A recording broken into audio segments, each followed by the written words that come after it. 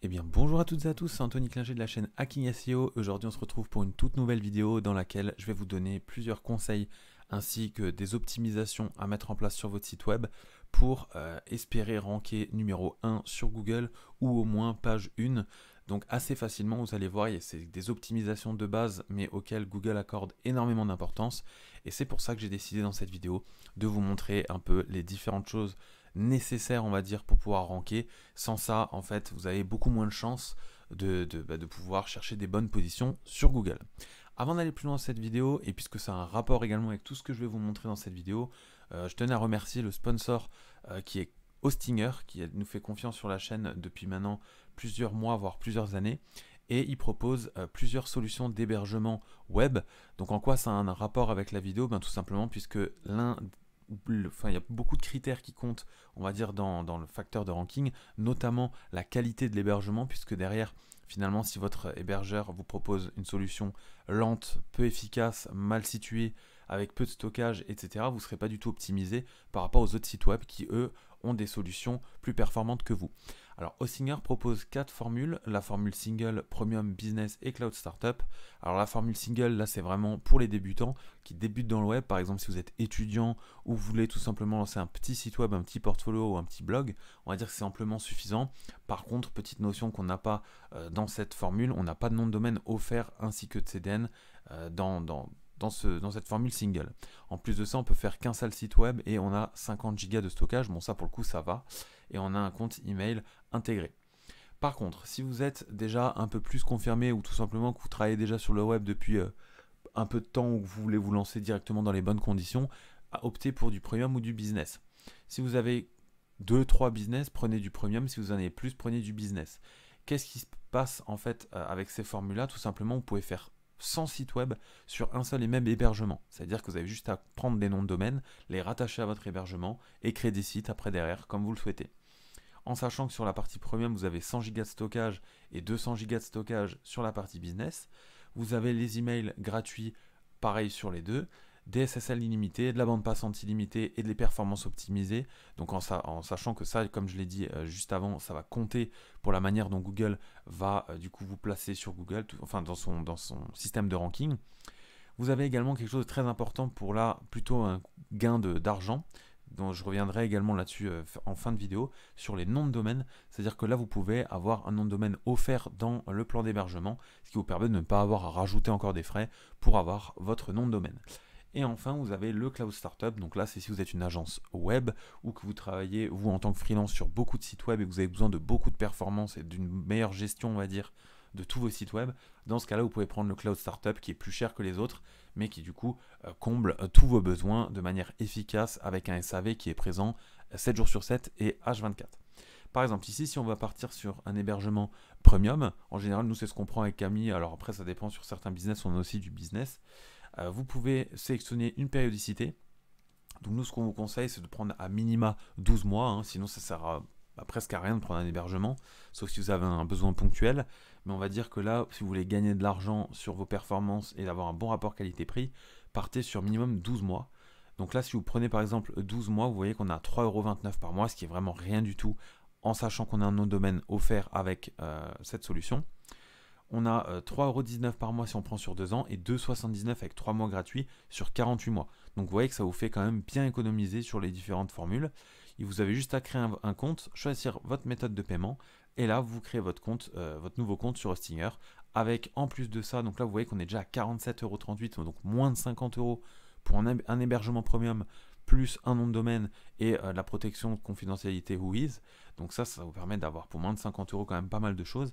Et si vous rajoutez le code Hacking SEO, vous bénéficiez d'une réduction supplémentaire de 10% sur la totalité de votre commande. Et donc là, on passe à 42,64 € pour un an avec un nom de domaine. Donc là, vraiment pas négligeable au vu des performances et de la qualité du service. Donc encore une fois, le lien est dans la description. Code Hacking SEO pour bénéficier de 10%. On est partenaire avec Hostinger pour plein de raisons, dont les performances. Donc n'hésitez pas à aller voir et aller checker tout ce qu'il y a sur leur service. Alors on part tout de suite sur le concret du sujet. Donc on va partir d'une problématique simple. Par exemple, on est une entreprise où on a un business où on vend des croquettes pour chats par exemple. Donc c'est assez niché. Et là, du coup, on va chercher meilleure croquette pour chat. Donc, ce serait plus ou moins, on va dire, la tendance qu'on rechercherait au départ pour savoir qui se positionne devant nous. Puisque la première chose à faire quand on veut ranker sur le premier conseil qu'on peut vous donner, c'est tout simplement de faire de la recherche concurrentielle. Donc là, j'ai marqué selon moi, sans même avoir fait de recherche Google, enfin de recherche de mots-clés, qu'on va faire juste après sur les croquettes pour chat. Selon moi, qu'est-ce qui est le plus recherché? J'ai mis meilleure croquette pour chat. Et là, vous voyez que bon, depuis une nouvelle mise à jour Google, on a d'abord des produits, ensuite la position 0, des autres questions, donc tout ce qui est fréquemment demandé. Et derrière, on a les premiers concurrents. Donc là, on a la position 1, que j'ai appelée position 0 aussi. Et on a plusieurs derrière articles ou sites web qui sont directement dans le ranking de la page 1. Donc la page 1, selon moi, enfin c'est pas selon moi, c'est tout simplement avant la deuxième partie promotion de produits. Donc là, il y en a qui vont considérer que c'est après les recherches associées, peu importe. En tout cas, tout ce qu'on sait, c'est que si vous n'êtes pas dans les 5 premières positions en général, enfin allez même, on va dire dans les 8 premières, là vous allez avoir très peu de trafic, donc très peu d'importance de créer un article qui ne rank pas. Voilà. Une fois que vous avez fait ça, vous avez fait votre recherche, vous allez ouvrir, je sais pas, 1 ou 2 articles. Voilà. Donc là, je vais sur un article, voilà, je vois qu'il y a une structure, il y a du contenu, il y a des médias, etc. Voilà, il y a de la proposition de produits, il y a des avis, il y a des articles relatifs, etc. Je vais aller directement sur mon autre article, un peu pareil, j'ai un titre, j'ai du média, j'ai un sommaire, très important, j'ai du contenu, voilà, des listes à puces, de nouveau des produits. Normalement, on va suivre à peu près la même, je pense, voilà, article similaire. On a le droit de mettre un avis également de nouveau. Et voilà. Donc là déjà, si on compare les deux concurrents numéro 1, sont ceux qui rentrent le plus, en plus d'avoir déjà évidemment la notoriété acquise par le nom de domaine et surtout par la marque, à chaque fois Veto Store, ici par exemple les Zooplus, qui sont très connus, donc qui ont de la valeur aux yeux de Google, il y a une structure qui est très importante à prendre en compte, c'est la structure du balisage HN. On en a déjà parlé sur la chaîne, mais c'est très important, il ne faut pas le négliger. Qu'est-ce que c'est que le balisage HN? C'est tout simplement les chapitres en fait de votre article. Par exemple, ici, on voit qu'on a des titres. On a un premier titre, un deuxième titre, un troisième titre, etc., etc. Et en fait, ce qui se passe sur cet article-là, c'est que ça a bien été structuré pour qu'au final, on ait le contenu de notre requête de base, qui est par exemple meilleure croquette pour chat, dans les titres. Meilleure croquette pour chat, la meilleure croquette pour chat, les meilleures croquettes pour chat. Vous voyez qu'à chaque fois, on retrouve choisir ses croquettes pour chat. Et donc, au final, on se retrouve dans les titres, c'est-à-dire là où il y a le plus d'importance à avoir le mot-clé, des combinaisons de mots-clés sur lesquels on souhaite ranker. À chaque fois, on va faire des paragraphes courts. Ça, je tiens à préciser que c'est quelque chose de très important pour le référencement, puisqu'on a souvent tendance à croire que pour un très bon article, il faut beaucoup de mots et beaucoup de phrases. Non, il va falloir des paragraphes structurés, pas trop de mots par phrase, assez concis et tout le temps explicite. C'est-à-dire qu'en fait, vous ne pouvez pas faire du blabla juste pour faire ranker. Non, ça a pu fonctionner, ça fonctionnait avant. Aujourd'hui, Google a changé ses méthodes et veut de l'intention de recherche. Donc forcément, si vous ne répondez pas à l'intention de recherche, vous serez directement déclassé aux yeux de Google. Donc pour ça, ici, vous voyez qu'il y a une bonne structure. Là, on appelle la structure HN. Par exemple, ça, j'imagine, sans avoir checké que c'est le H1, le H2, un autre H2. On peut peut-être avoir des H3, là je pense pas qu'il y en ait. Il y a une liste à puces par contre, très appréciée également par Google, c'est tout bête, mais c'est apprécié. Un autre H2, peut-être là-dedans on a du H3 sur les titres, etc. Je ne sais pas, on verra après. Je reviens ici, pareil, on a un H1, on a une image qui est très importante. Bon là il y a un copyright évidemment puisque ça vient d'une source libre. On a une image, on a un sommaire, donc ça on voit qu'on l'a par exemple pas sur cet article. Donc là, déjà petit plus quand même pour cet article, mais pour la lisibilité on va dire. Et là pareil, on a des H2, des listes à puces, de nouveau des H2, là on a du H3, j'imagine que si là j'inspecte, on a bien un H3, voilà. Donc là n'hésitez pas à inspecter pour bien vérifier tout ce que je dis, pour aller faire sur vos concurrents à vous. On a de la mise en avant avec des couleurs différentes, des liens, donc là on a du maillage interne, c'est-à-dire qu'on a vu qu'on a beaucoup d'articles sur notre blog, on va faire des liens entre nos articles sur des mots-clés, par exemple chat allergique à sa croquette, là-dessus si je clique ici, j'ai un article sur les intolérances et les allergies alimentaires sur les chats. Donc là vous voyez que c'est très bien fait, et ça Google aime, puisque là en fait vous faites des liens entre vos pages, donc c'est ce qu'on appelle le maillage interne, et ça va vous permettre de donner de la crédibilité à tous vos articles en les intermêlant. Voilà, donc maintenant une fois que vous avez un article qui vous plaît, la première chose à faire avant de rédiger le vôtre, une fois que vous avez vu la concurrence, c'est de copier ce lien et d'utiliser un outil de structure de balisage à chaîne. Moi, j'utilise tout le temps celui de webrankinfo.com.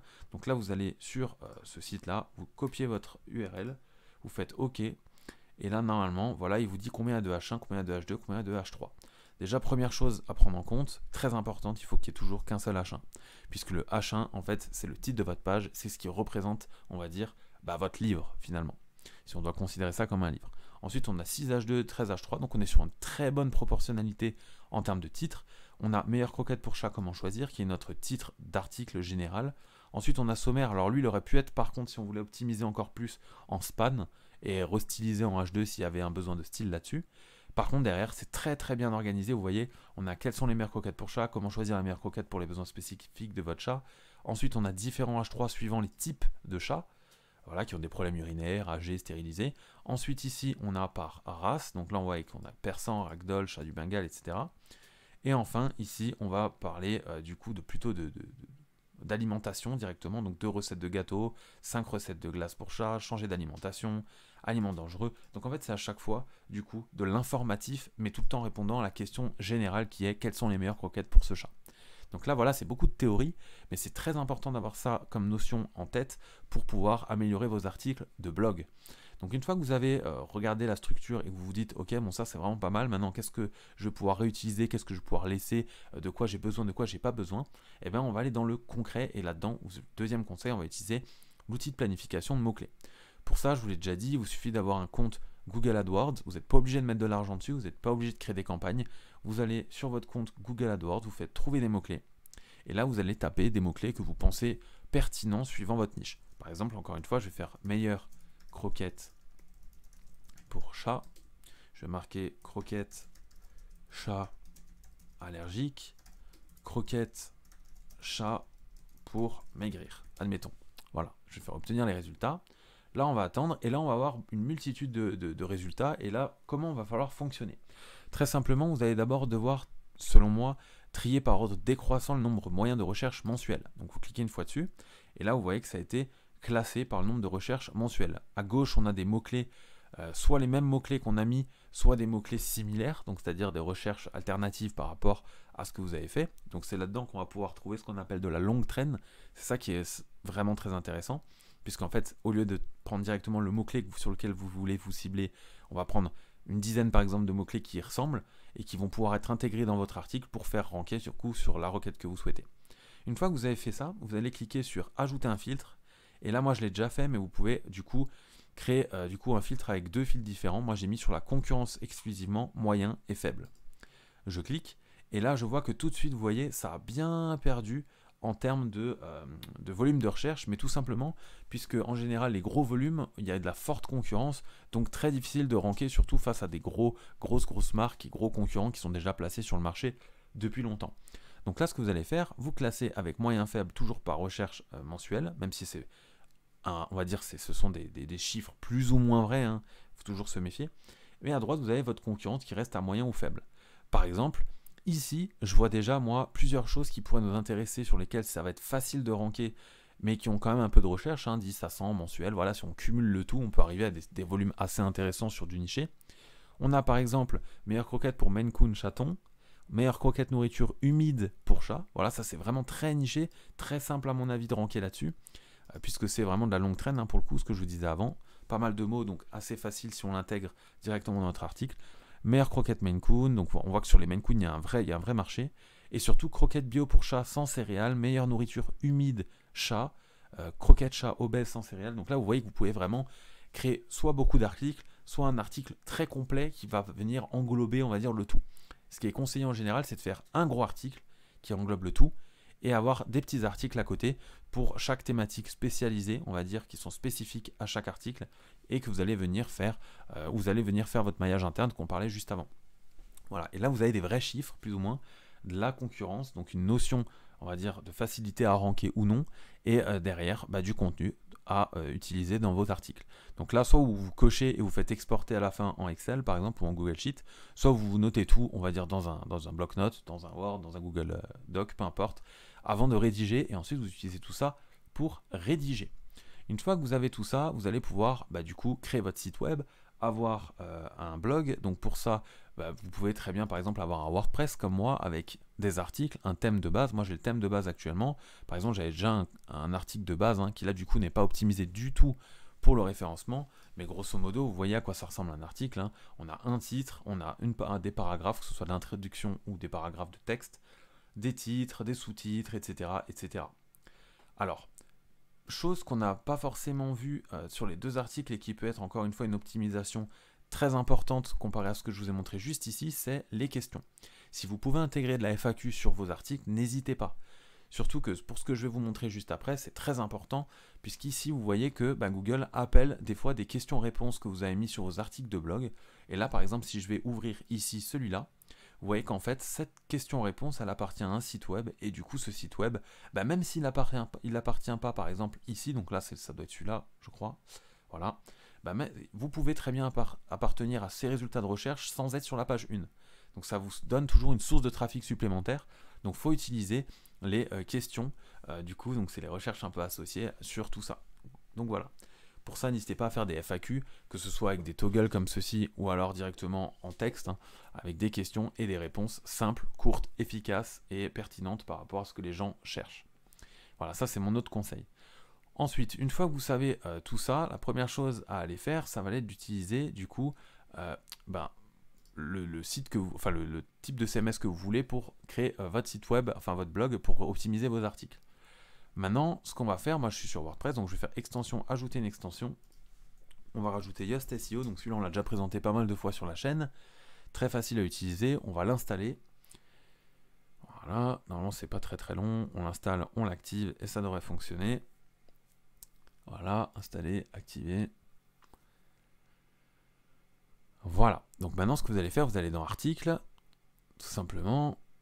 Donc là, bon, il vous fait la configuration, vous pouvez faire passer en bas à droite, il se peut qu'il y ait une petite erreur, c'est pas très grave. Alors, ah oui, ça m'a remis là, alors que là mon URL c'est ça. Voilà, je vais aller dans article, je vais aller sur mon article, et là maintenant normalement, si vous avez bien installé Yoast, vous avez cette box là qui est apparue, donc ça on l'a déjà montré sur la chaîne, mais n'hésitez pas à aller voir les vidéos qu'on a déjà faites explicitement là-dessus.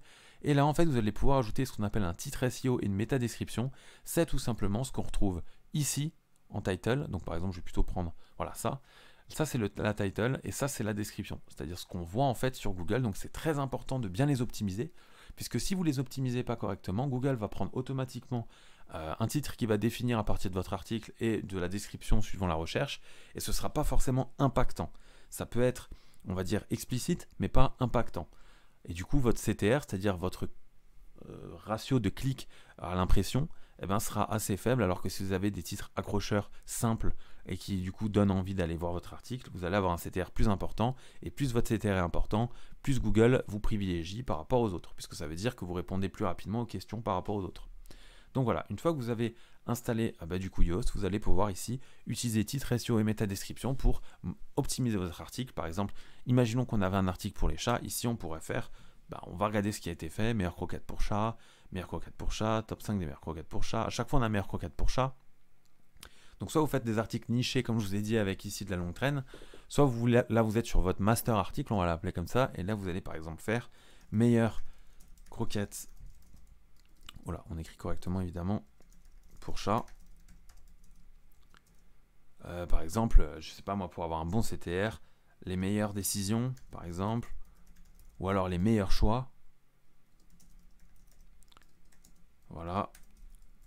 On va marquer les meilleurs choix pas chers, par exemple. Ça pourrait être quelque chose d'assez impactant, d'assez explicite aussi. C'est-à-dire qu'on va présenter les meilleures croquettes pour chat qui, en plus de ça, sont pas chères. Donc, bon rapport qualité-prix. Et bien sûr, on aura du descriptif dedans. La métadescription, pareil, doit être explicite et doit expliquer de quoi traite votre article. Vous pouvez mettre des questions dedans. Par exemple, pourquoi acheter des croquettes, les meilleures croquettes pour votre chat? Quel est l'impact des croquettes dans l'alimentation de votre chat? Est-ce que des croquettes peuvent privilégier, je ne sais pas moi, un meilleur pelage pour votre chat, etc. Enfin bref, vous avez énormément de choses que vous pouvez ajouter dans votre métadescription pour vous permettre d'attirer du coup l'internaute vers votre article de blog.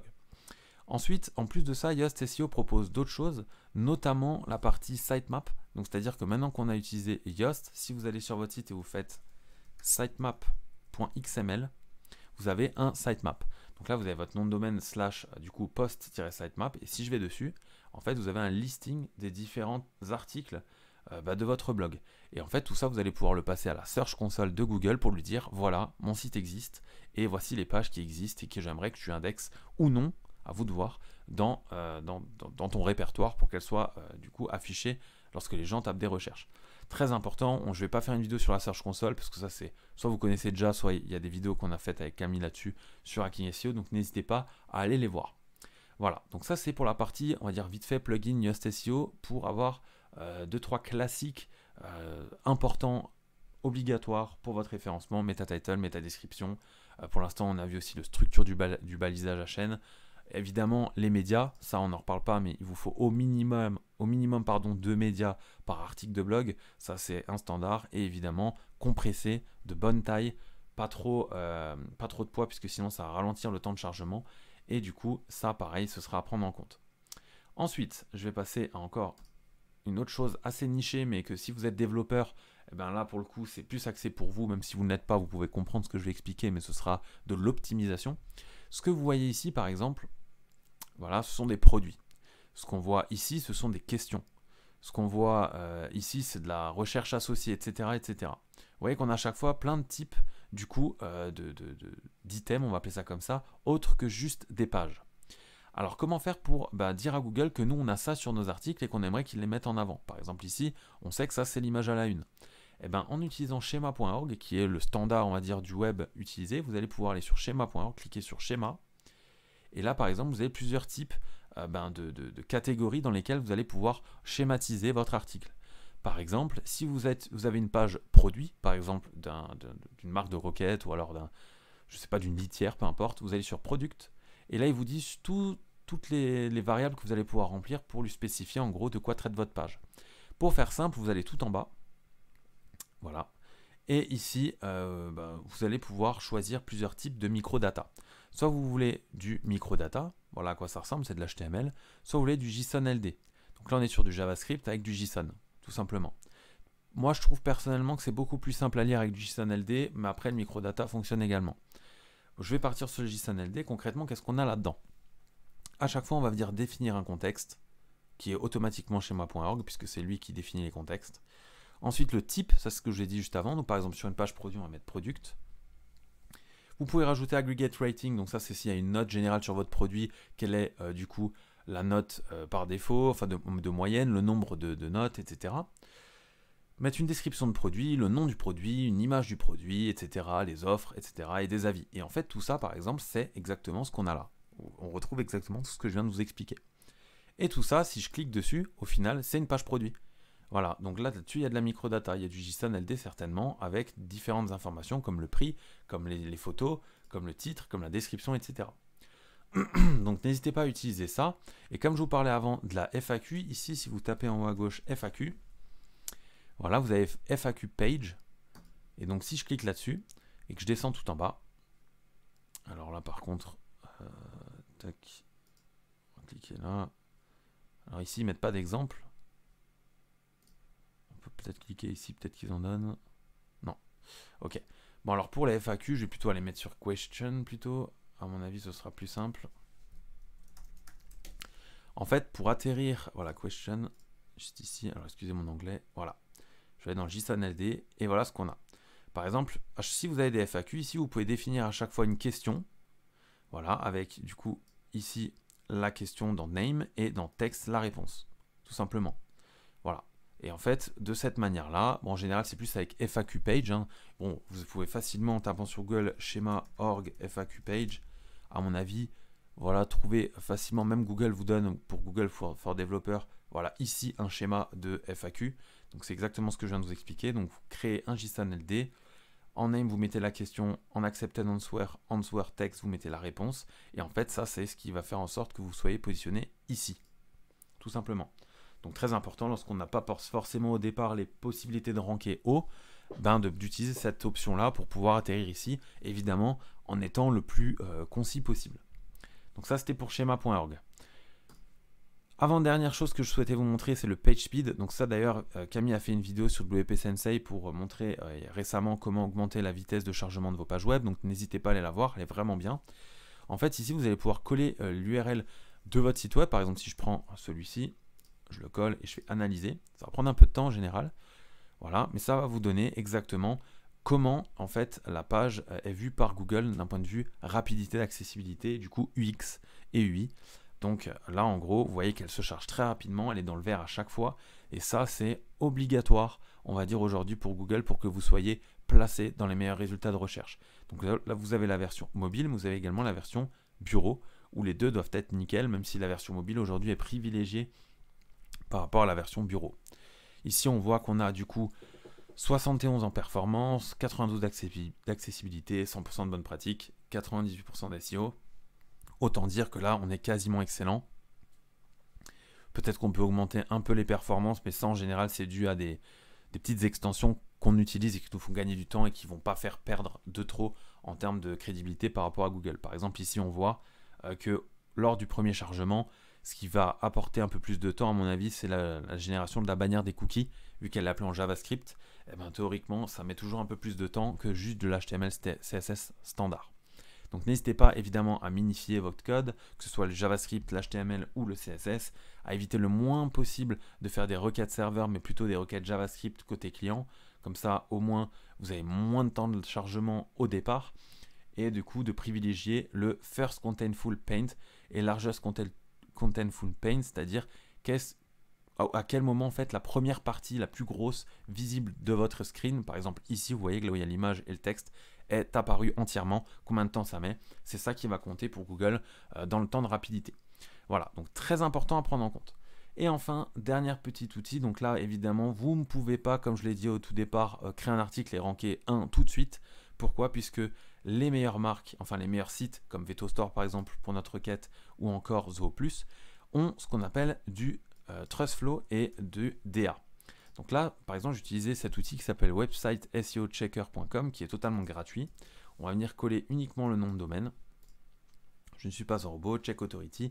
Et en fait, là, vous voyez que ici, on a plusieurs informations, mais on va dire les deux plus importantes ici sont le DA et le PA. DA, c'est quoi? C'est Domain Authority, PA, c'est Page Authority. C'est-à-dire qu'en fait, sur 100, zooplus.fr a une note de 56. Donc c'est excellent, on va dire. Hein. Concrètement, c'est très compliqué à paraître Wikipédia, Google ou autre chose, d'avoir plus de 80 en DA. Donc ça va être la notion de crédibilité de votre nom de domaine. Et ensuite, ça va être une valeur moyenne de la crédibilité de vos pages. Et du coup, là, par exemple, on a 50 sur Zooplus. C'est-à-dire que chaque page, en moyenne, a un Page Authority de 50 sur 100. Donc ça veut dire que une très forte confiance aux yeux de Google. Voilà. Donc à quoi ça sert de faire ça? Déjà, vous allez pouvoir évaluer vos concurrents, savoir, voilà, si vous voyez que vous avez des concurrents devant vous qui sont à, je sais pas, 10 de DA ou 15 de DA, ils sont facilement atteignables si vous faites les bonnes optimisations. Et en plus de ça, et c'est surtout là-dessus que je vais insister, ça va vous permettre de créer du lien. Pourquoi? Puisque là, par exemple, si je vais sur mes recherches Google, je vais descendre un petit peu. Et je vois que, par exemple, voilà, ici, j'ai un article de blog sur franklinpetfood.com et je me dis que, bon, il y a peut-être moyen, s'ils ont un blog, voilà, ils ont un blog ici, de poster un article avec du contenu et en mettant un lien vers mon site pour créer du maillage externe, donc des backlinks de qualité qui vont venir appuyer en fait mes articles pour Google et donc il va se dire, ok, ce site qui a un assez bon DA, pointe vers mon site. Du coup, ça fait monter mon DA également et au fur et à mesure du temps, vous allez accumuler votre note. Enfin, vous allez, on va dire, incrémenter votre note et gagner du coup en crédibilité aux yeux de Google et donc monter évidemment dans le ranking. Donc là, par exemple, je pourrais très bien prendre E, faire un copier de ça, retourner sur website SEO Checker.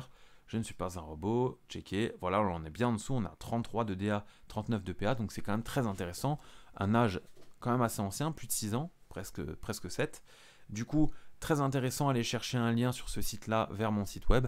Donc, je n'hésite pas à les contacter via un formulaire de contact, une adresse mail, peu importe, pour avoir un article invité. C'est ce qu'on appelle du guest blogging.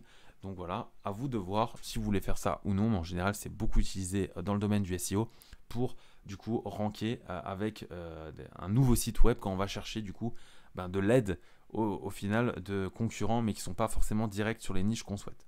Donc nous, on va chercher un peu plus large que notre niche pour justement nous sortir un article sur notre niche qui sera ensuite redirigé vers notre site web. Donc voilà.